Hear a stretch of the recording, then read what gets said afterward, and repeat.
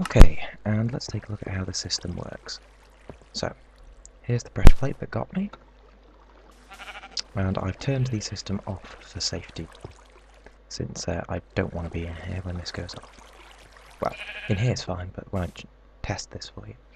So, this pressure pad has a redstone wire that leads all the way under the floor, which I'll demonstrate to you just here.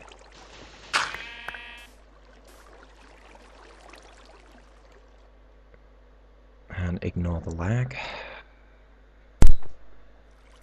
Okay, and it runs all the way along this branch here and upwards. This is a separate circuit we'll concern ourselves with later. Okay, so that circuit emerges and runs into this block here. This block here is what's known as a monostable circuit. If you want more information on how to build this, go to the Minecraft wiki, but I'll show you what it does for now. So, I step on the pressure plate, and the computer lags up, which is precisely not what I wanted to happen. Oh yes, as you can see, this output is off, and then turns back on again, and that output remains off for about 5-6 seconds, which shows you just how crap my computer's being right now. But anyway, this leads into this AND gate. Now, if the monostable circuit is activated, all this lot shall be activated. So we have a note block, and a second note block. And this has a delayed circuit in it, so that it will always sound slightly out of sync with each other. But the only way this can sound is if that monostable circuit is activated, and this AND gate is activated. This AND gate is a stacked AND gate, there's one right behind it. And this input has two inputs. So we have a flashing sort of timer circuit here. I think this is known as a clock circuit. Ever since they introduced the new repeater block, I've completely lost track of how these things are named. But anyway, so that will only work when this is flashing, and also when this is off. And that works when this wire is switched on. This wire leads all the way up to a switch, which is the thing that deactivates the whole system. Ouch, that wasn't meant to happen. But anyway, that's quite a bonus there. So you've just seen how the switch works, and when all those conditions are met, it will sound. However, there's another condition that needs to be met, and that's the arrows being fired.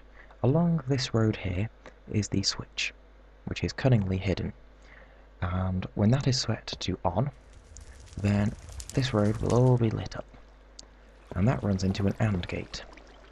The AND gate takes one of the pulsing inputs, it takes, to be precise, one of the inputs from the note blocks, and then runs it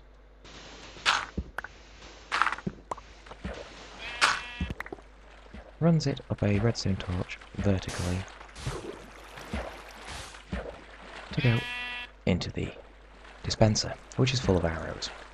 So thusly, when both switches are turned on, the one to activate this circuit, and the one to activate the one lurking underneath here somewhere, then the arrows will fire and the noise will sound. If only one's activated, then the noise will sound only, or nothing will happen. Here's the input going down to the arrows. There's one final thing that's needed on this trap. If we go down here, taking the input from the monostable circuit, we can run down here. This runs all the way up to the other side of my trap, and that controls the exit door. So whenever you step on the pressure pad, regardless of whether the circuit is turned on or off, then you'll be stuck there for a couple of seconds, which is handy, to be honest, sometimes. Okay. Lag! So I'll give you a demonstration of what's actually up here. This is the switch that controls the entire system.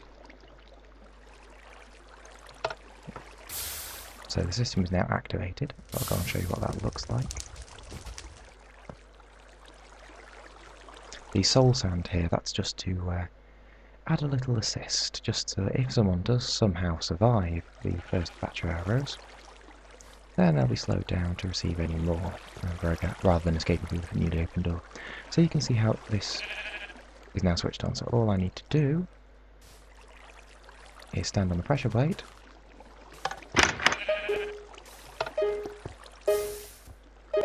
and the whole thing works gloriously, and thank God the arrows were turned off. Okay, and that's pretty much all you need to know to build your own. The only last piece of circuitry we have is this mishmash down here. And all this does is means that without the main circuit being switched on, the arrows won't fire, and it'll make sure that above this there's a little light that indicates if the firing circuit is activated. And so if this lot isn't activated, then that won't be. So you won't get false readings on your danger warnings. Which is really annoying when that wasn't there, because it used to show, oh yeah, it's dangerous, when it wasn't.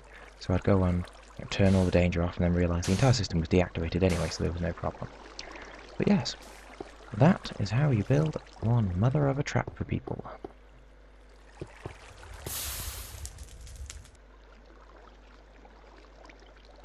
Okay, thanks for listening.